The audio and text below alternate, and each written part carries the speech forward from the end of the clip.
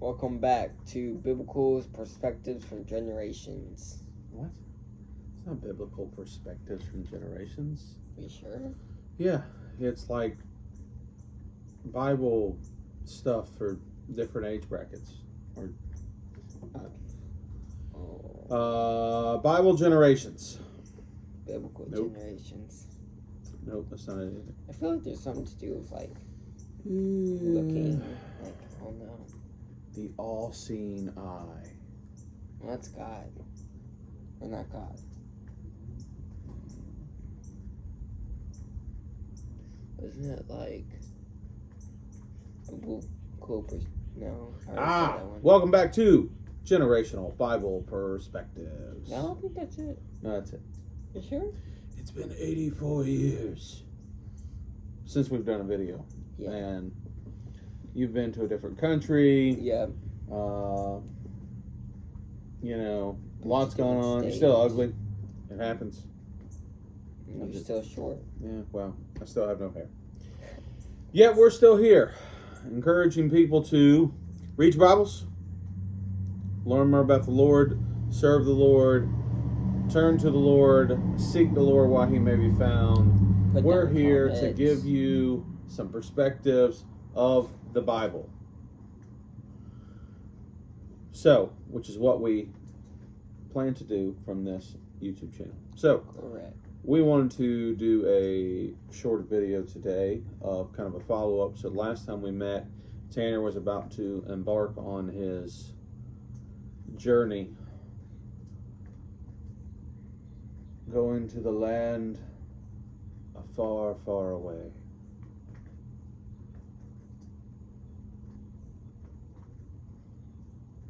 No? Nothing? Okay. So where did you go on your trip, sir? So I went to Quito, Ecuador. Keto, is that like the diet that people do nowadays? Keto diet? Keto, spelled with a Q, not with a K. Quito. Because that's how they do it down in Ecuador. So, what was your favorite part about the trip? The people. The people. The kids that were there for the camp, Mm-hmm. and then the word of life or way of life, I can't remember which one. They hosted the camp. So those people. Okay, so you guys went and you served mainly at a youth camp, Yeah, and y'all served a church camp, and y'all served alongside, and y'all served basically the kids who were attending the camp. Am I understanding that correctly? Right. Well, we served both. Gotcha. So, what were some of the things y'all did at the camp? So, for those of us like me who's never been to a church camp before. So, basically, the church camp, we wake up, we eat in the morning, and then we have a little service afterwards. Then we usually just playtime and or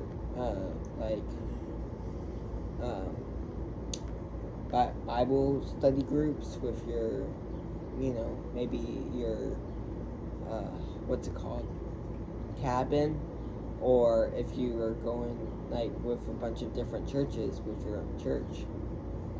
And then there'll be lunch, and then there'll be the opposite of that.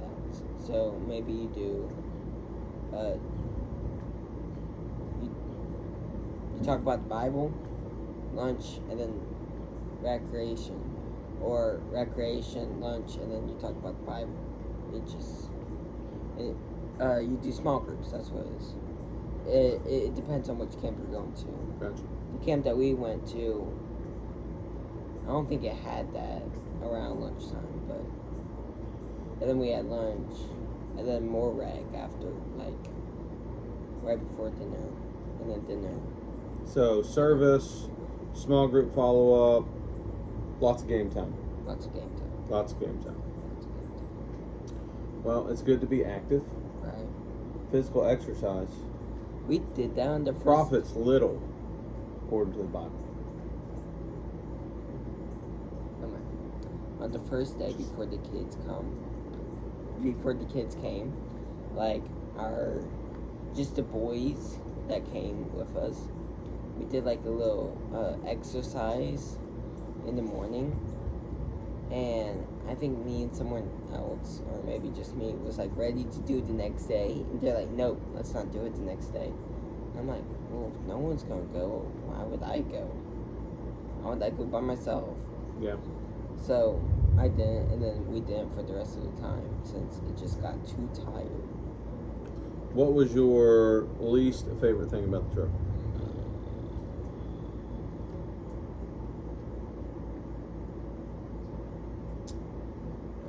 I would say the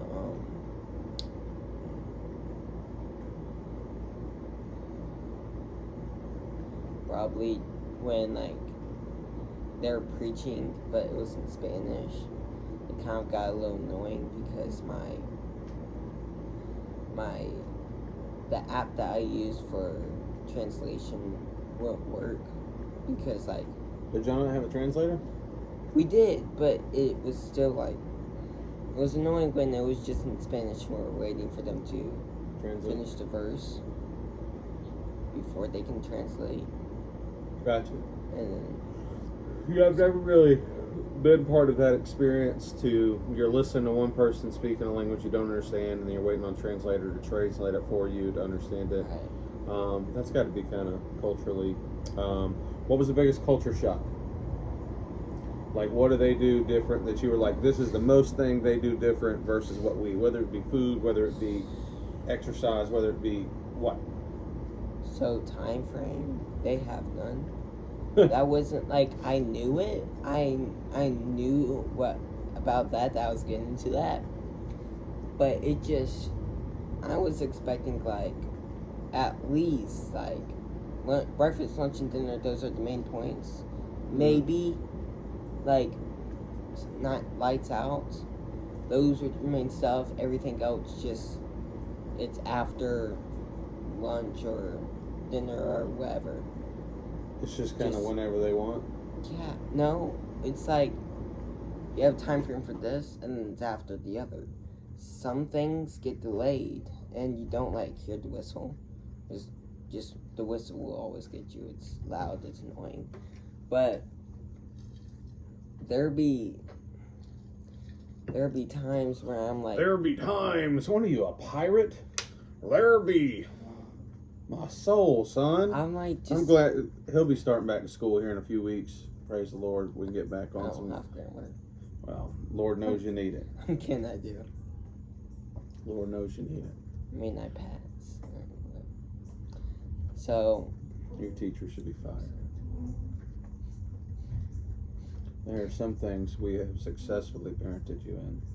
Grammar is not one of those things. Anyway, no, you had a good time. And your time is used to being on time, and their time is whatever time they feel like the time should be.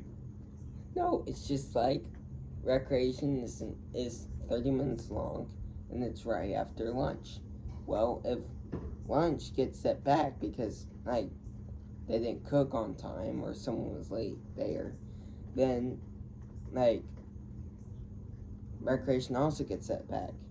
And if recreation gets set back because the people that are supposed to help out Everything gets set back. weren't there, yeah, it all moves back.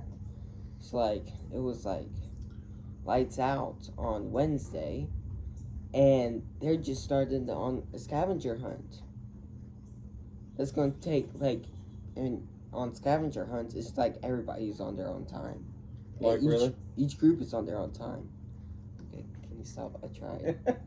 Each group is on their own time, and once you find it, you go over there and you tell the person, you get like whatever points or whatever. Scavenger hunt. Yeah, we're on a scavenger hunt. I didn't because I got my knee scratched up playing Squid Games. So You poor thing. can you For the record, if you're maybe a child of a parent, or your parents are still living, I want to give you a piece of advice that Tanner apparently forgot or did not know. It is never a good idea to text your parent when you're in a different country at 11:15 at night and say, "Don't freak out," and then don't respond to them until 8 or 9 hours later. My wife had no sleep that night because she kept worrying because she responded to Tanner as soon as she saw the message. And Tanner was sleeping because clearly there was nothing wrong with him. He scraped his knee like children do, and he decided that was a great time to text his mom and say, "Don't freak out, I scraped my leg." I mean, I'm expecting you poor. What do you want her to do? You're in another country. If something was really wrong with you, we'd have been getting phone calls left and right. Nothing wrong with you. You're just trying to mess with her. It's not cool, bro. Not cool. I expected her to text back immediately, but I'm getting nothing for a couple of hours. It was 11:30 at night. Okay. And lights out was at 11. When you're on a youth trip in Ecuador, when's lights out normally at our house? 8:30? That's what it's supposed Some to people be. have to get up for a living. They can't just sleep their life away. Get up for a living. Yeah, have to. All right, back on That's track. what you get paid for getting up. Back on track. So, Tanner, at the end of this video, is going to share some clips of the video that he took, or multiple clips that he took throughout the long trip. So you can kind of follow along with what happened. We just kind of want to do a quick follow-up and kind of see how the trip went. Enjoyed himself, had a great time. 24 people went, if I'm not mistaken. I don't know. And I think 23 and a half made it back. So, What? everyone... I'm kidding. Everybody went. One is going back, though. So... Well, that's good. Like a couple weeks, so... Because I'm going to remind you, find people to read your Bibles. I came across this text today while I'm teaching, and I wanted to read it. If you are in Isaiah chapter 6, Isaiah has this vision, and he is what he calls undone. He says, "For woe is me," verse 5. "I am undone. I am a man of unclean lips. I dwell in the midst of a people of unclean lips, for my eyes have seen the King, the Lord of hosts." And then it goes on, and it says, "Then one of the seraphim flew, and having in his hand a live coal, which he had taken with the tongs from the altar, and he touched my mouth, and he said, Behold, this has touched your lips. Your iniquity is taken away, and your sin is purged." And this is the verse that I really wanted to get to. "Also I heard the voice of the Lord saying, Whom shall I send, and who will go for us? Then I said, Here am I, send me." It's one of my favorite songs, by the way. Here am I. But just an aspect of, are you willing to take the gospel or go on mission for the Lord? Maybe you're not ready to go to Ecuador on a plane and go work at a youth camp for a week. Maybe you are willing and able to work at a kid camp at VBS at your church over the summer, or you're willing to serve in your church with kids ministry or adult ministry, or you're willing to have a conversation you're willing to be sent to your workplace to share the gospel with a coworker who's struggling, or who thinks that they just have no need of a Savior because they're doing just fine. Regardless, we're called to be on mission. We're called to be missionally minded. The Great Commission is for all believers, and we're called to take the gospel to everywhere. So, including Ecuador and your own home, your own house, down the street. We talked about missions last time, so we won't go down that tangent too bad, but we just want to do a quick recap video and get back in the swing of things and let you guys see how the trip to Ecuador went, and we'll catch you next week. Love to hear some comments, like, subscribe. We got some discussion topics that we want to hit up here in a few weeks, so lots going on. Why are you putting an X on the screen? What is that? Subscribe. Are you an umpire tonight and now it's a ball game? Is that what you're doing? Is that what he does? That's what the umpire does at the end of ball game. Ball game. Baseball. At the end? Yeah, because it's the end of the game, so he says ball game. Baseball. It's an American thing. I know Okay, so you're if not an he American. does not do that, is the That's game just still his over? signal for the game is over. But if he doesn't do it, He is does the supposed to game- do it at the end of every game. It's kind of like if he doesn't call the guy out, but clearly the guy is out, everyone's going to proceed like the guy is out, right? But technically, he should make the call that he's out. Technically, he should make the call that he's safe. So, all right, not important. Like and subscribe. Thank you guys for watching. We'll see you guys next week. When's next week? This is the Ecuador 2025 video. Hope you enjoy. Hey, I'm Pastor Brian Barlow, your pastor of missions. I'm so excited to be here in Atlanta on our way to Quito. This will make my 8th year going to Ecuador, and I'm so glad to do it with some of my best friends. It's going to be a great time.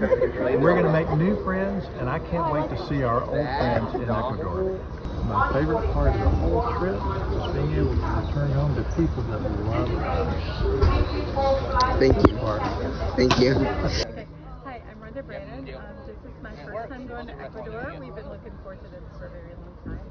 I am looking forward to seeing how God uses us on this trip, and I'm also looking forward to experiencing a culture that I've never experienced before. And I hear the scenery there is amazing, so it's going to be a great time. We just pray that God uses us and uses us to touch the lives of others, and that our lives will be touched as well on this trip. Thank you. Okay, so we're just now in Atlanta, returning from Quito. I will say it was an amazing experience. I enjoyed all of it's a beautiful country, Ecuador is. Not just the nature, but the people are absolutely wonderful. I enjoyed meeting so many of them and making some friends and new connections. But I think even more than that, I enjoyed watching our youth make connections.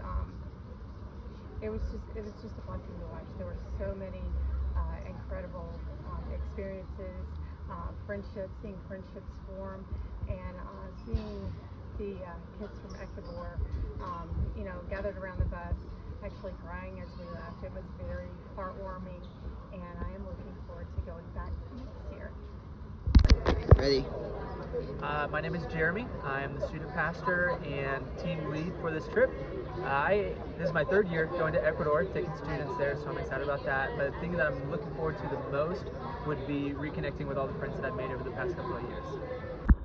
Go. I think my favorite part was getting to know all the Ecuadorian boys in my cabin. Go. Hello, my name is Jeremiah Poole. This is my 2nd time coming to Ecuador, and I am most excited about, what am I most excited about?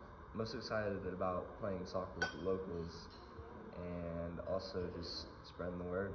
Okay. Go. My favorite part about the Ecuador trip was getting to know all my fellow cabin mates, and they just ruined it. But getting to know all my fellow cabin mates and just making really good friends. Okay. That's my favorite part. Okay. I guess them. These are the ruiners. Wave ruiners. Okay. Hi, I'm Lauren Ray. This is my first time on a mission trip going to Ecuador. I've literally been waiting to do this for almost my entire life since I was in the 1st grade. The thing I'm looking most forward to is honestly just being out of the country. It's my first time out of the country. But also, I really hope that we can form a connection with the young kids that are going to be there and really experience the new culture. Go.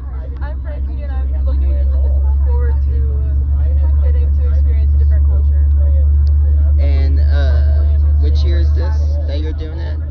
2025. No, like if it's your first It's or my second. first year. Okay, it's your first year. Okay. First year.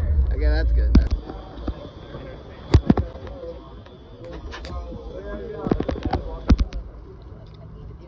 Got this from like an Asian place. Orange chicken with white rice.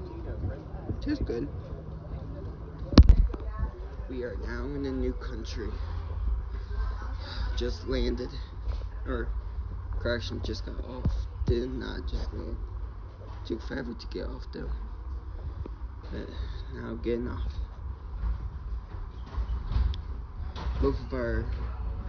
On both of our airplane trips, there's been, on our arrival, there's been stuff on the walls going outside of the plane. But when we'll go in for departure, there is nothing on the walls. Hilarious, right? See you next time. On our way to the hotel. Hey, this is the first full day. We arrived yesterday, and this is like the tourist day. We're just gonna go around and look at some stuff. We're not gonna be at the camp just yet, and we're gonna arrive at the camp today, and we're gonna sleep at just for the night, and there you go. Tomorrow we'll wake up there. Looks like there's a big cloud out there. But that's just a mountain. It's dark out there.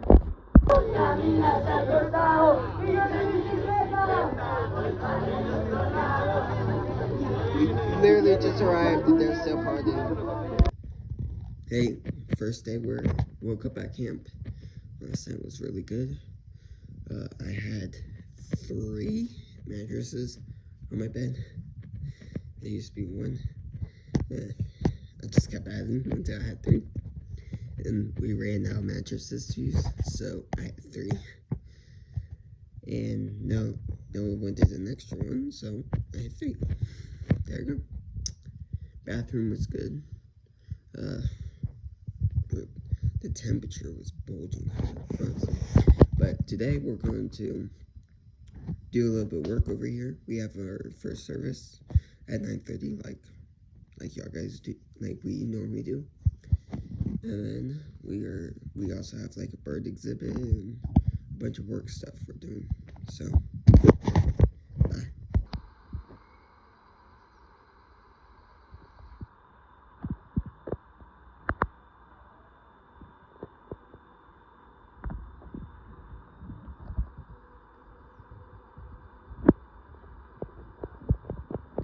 That's our campground. That's Random House, roughly same size. 60 acres. 60.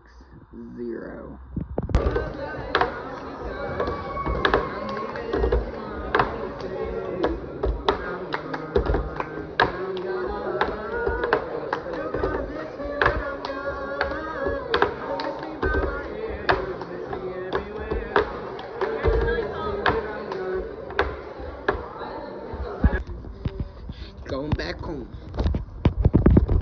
First to Atlanta, then Pensacola. We're in the plane now. We are leaving Atlanta and going to Pensacola. It says welcome, but in reality we're leaving. See you in Pensacola.